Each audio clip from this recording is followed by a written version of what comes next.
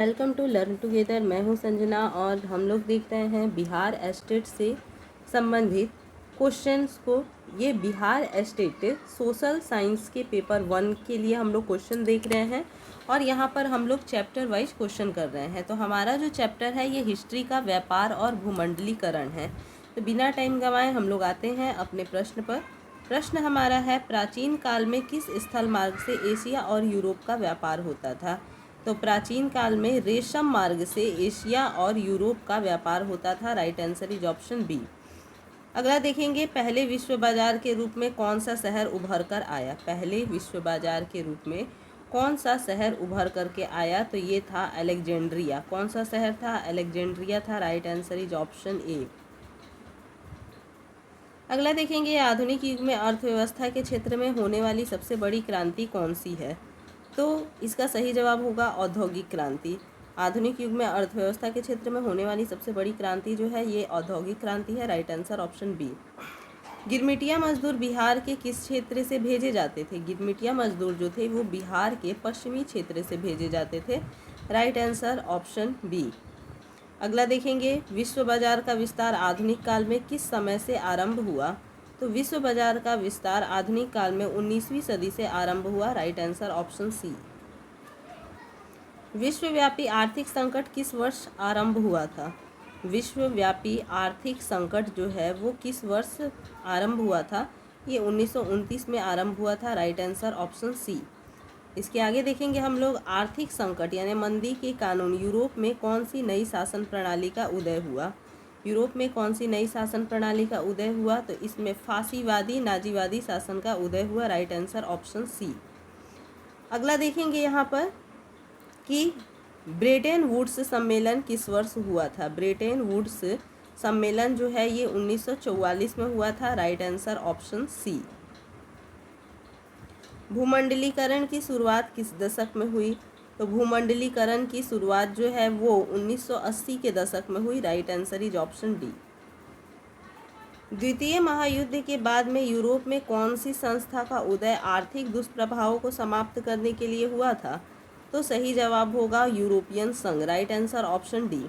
अगला है, चीन में क्रांति कब हुई? चीन में क्रांति कब हुई? तो 1949 ईस्वी में चीन में क्रांति हुई। Right answer is option A.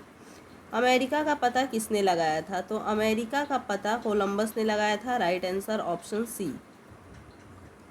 IMF और विश्व बैंक ने काम करना कब शुरू किया था? तो IMF और विश्व बैंक ने 1947 में काम करना शुरू किया था। Right answer option B. Corn law किस देश का कानून था? कार्न लॉ ब्रिटेन का कानून था। Right answer option D. अगला है, VS नायपाल कौन थे? VS नायपाल कौन थे? तो ये नोबेल पुरस्कार विजेता थे। Right answer option A.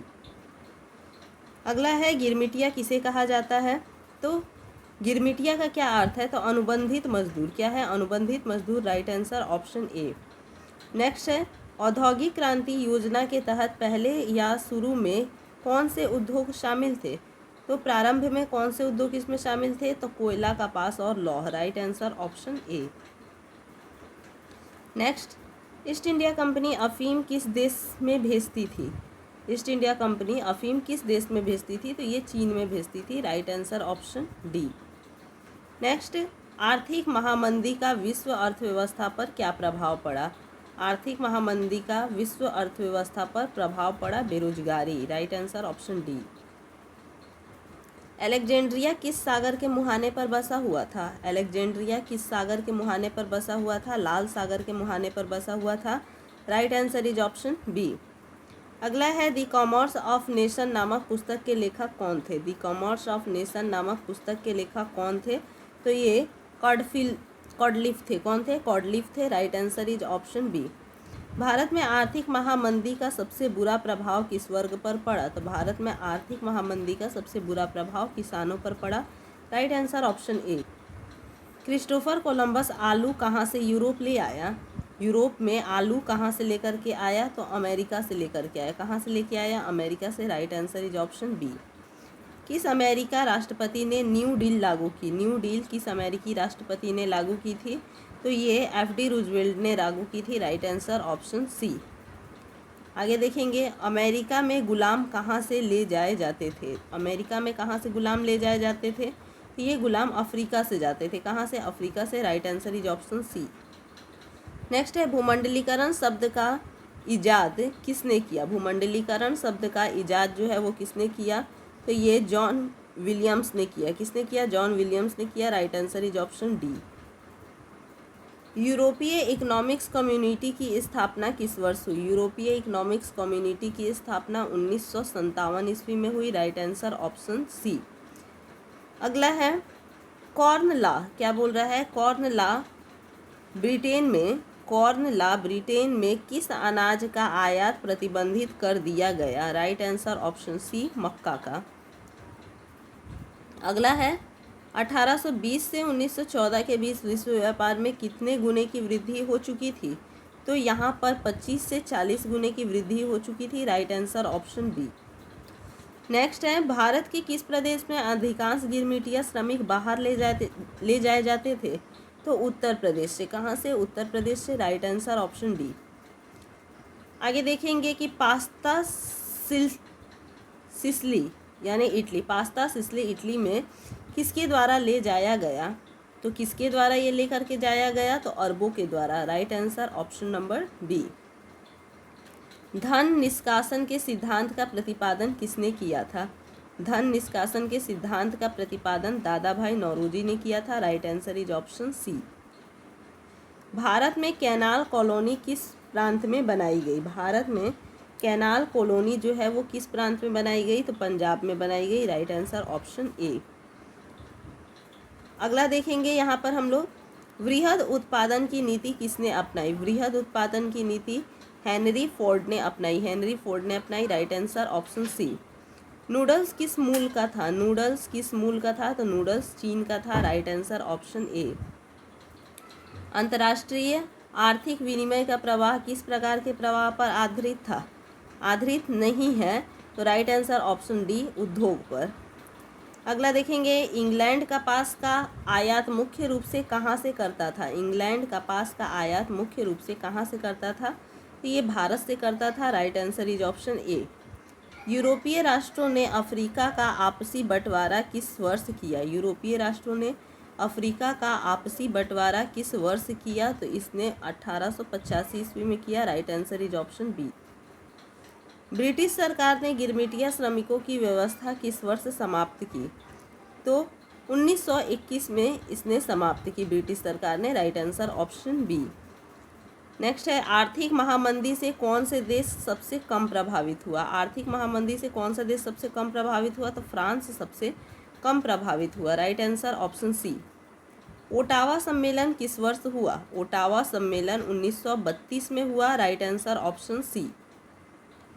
विश्व व्यापार संगठन की स्थापना किस वर्ष की गई।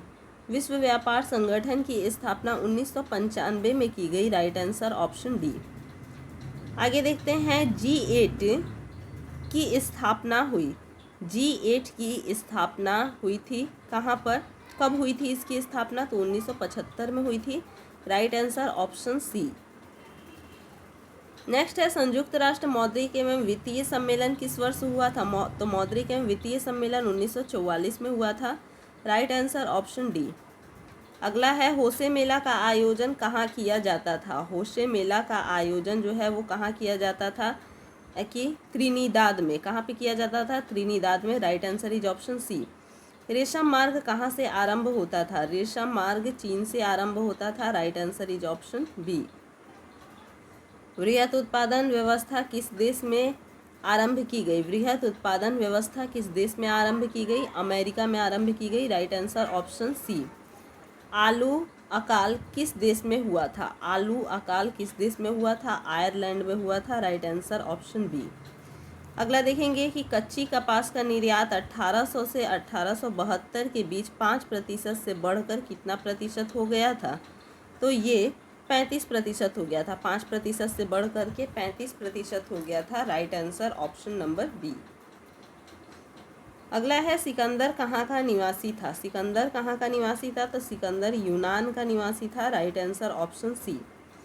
अगला है प्रथम विश्व युद्ध की समाप्ति के बाद किसके द्वारा यूरोप की अर्थव्यवस्था को पुनर्जीवित करने का प्रयास किया गया? तो ये अमेरिका के द्वारा किया गया। Right answer option C. विश्व बाजार के स्वरूप का आधार क्या था? विश्व बाजार के स्वरूप का आधार वस्त्र उद्योग था। Right answer option D. बाजार का स्वरूप विश्वव्यापी किस क्रांति के बाद हुआ? बाजार का स्वरूप जो है वो विश्वव्यापी कब हुआ? तो औद्योगिक क्रांति के बाद हुआ।